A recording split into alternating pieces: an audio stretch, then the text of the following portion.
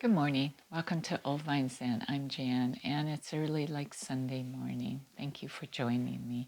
I'm going to share a poem with you from Mary Oliver, and it's titled The Summer Day, and I'm going to read it to you, and then I'll make a few comments afterwards.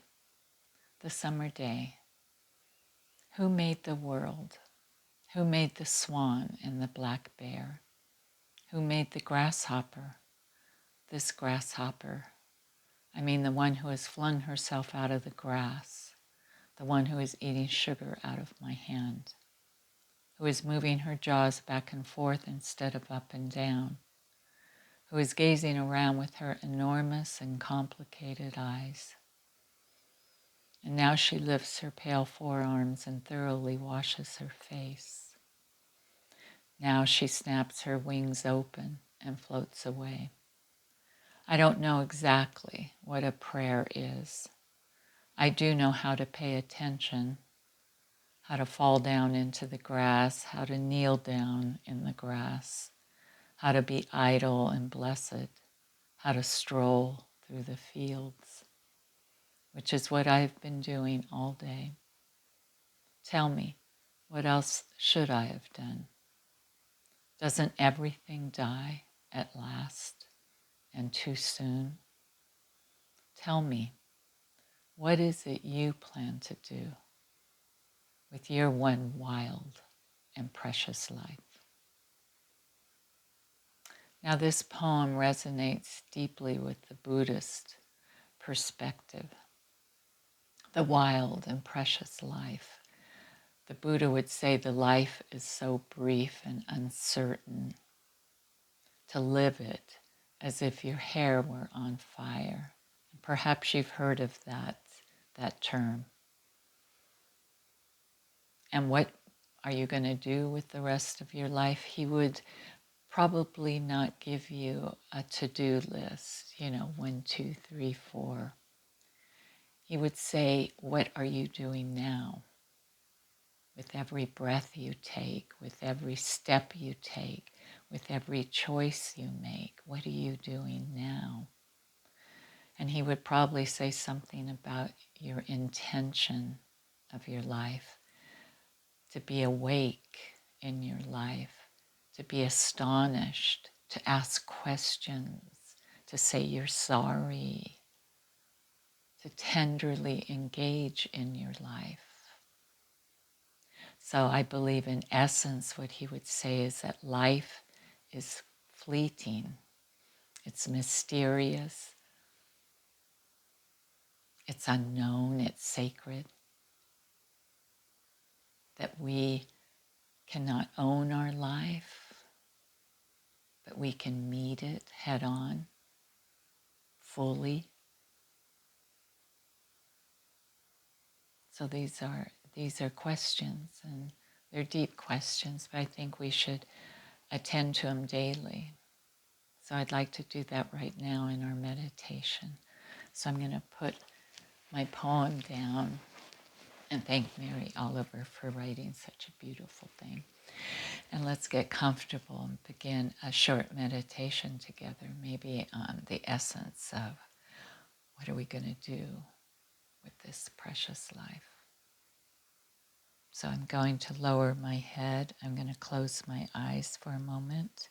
I hope you join me as we begin to feel our breath as we breathe in and breathe out. We feel the miracle of being alive. And let that soften our body, our belly, our hands and our feet as we approach the shimmering existence of our life right here, right now.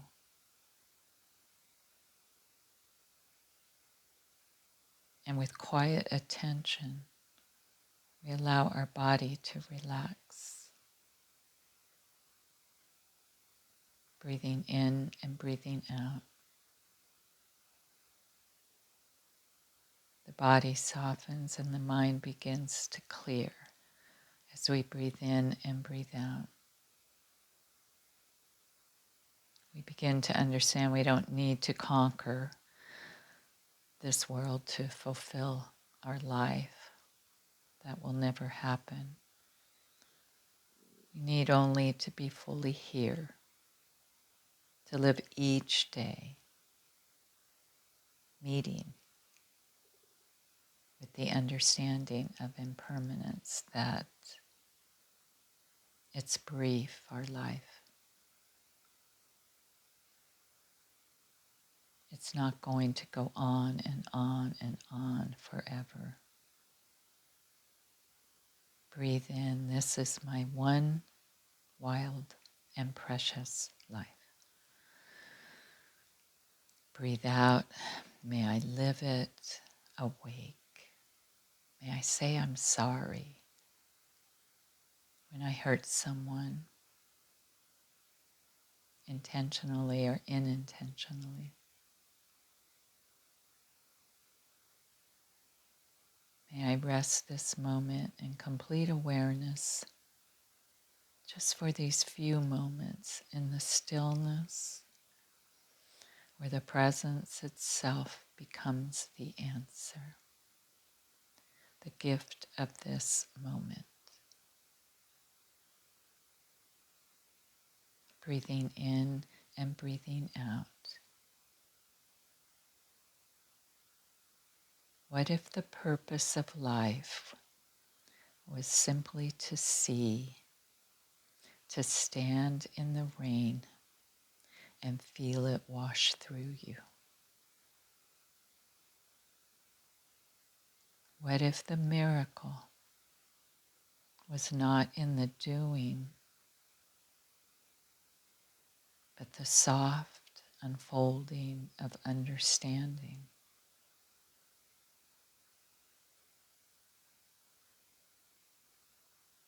The Buddha smiled at the dawn and called it enough.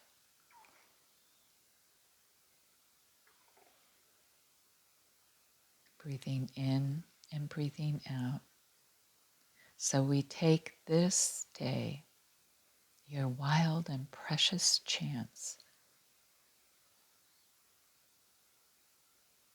and live it as though it were your last day. Breathing in and breathing out.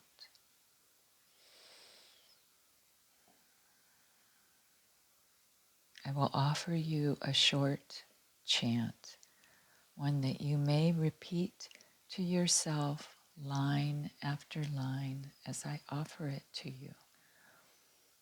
There's a great power in chant.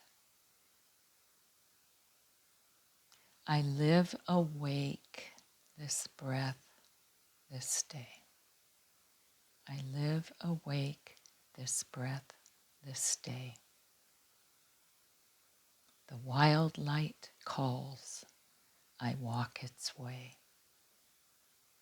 The wild light calls, I walk its way. No past to hold, no dream to chase. No past to hold, no dream to chase. I meet this moment face to face. I meet this moment face to face. I live awake this breath this day. I live awake this breath this day. My heart is open, come what may. My heart is open, come what may. Through fleeting time, through joy or strife, through fleeting time, through joy or strife, I honor this one precious life. I honor this one precious life. Breathing in and breathing out.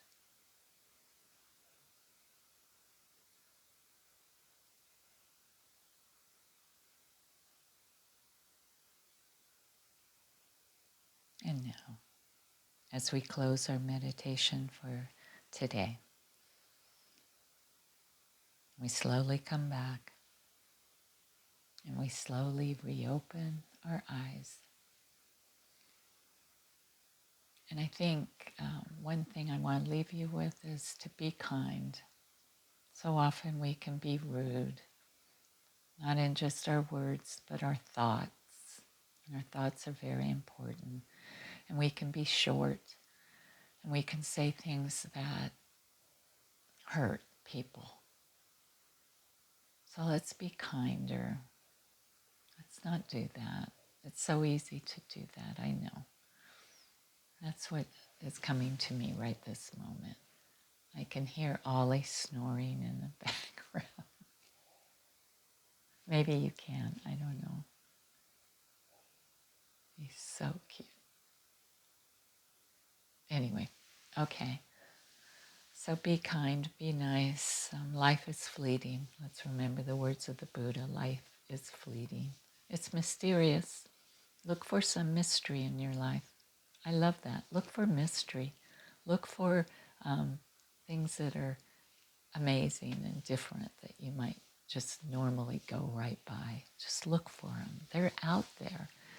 And sometimes I look at people and I make up whole stories like, I wonder where they're from. I wonder what they do. I wonder what their life is like. Kind of, I wonder about you all, what you're like and what your life is about. And I don't know. Be curious. Be curious. All right. Have a good week. Thank you for watching. If you think anybody could need this reminder about how short life is and how we can't get too wrapped up in little minutia, share it with them. Okay. Take care. Bye.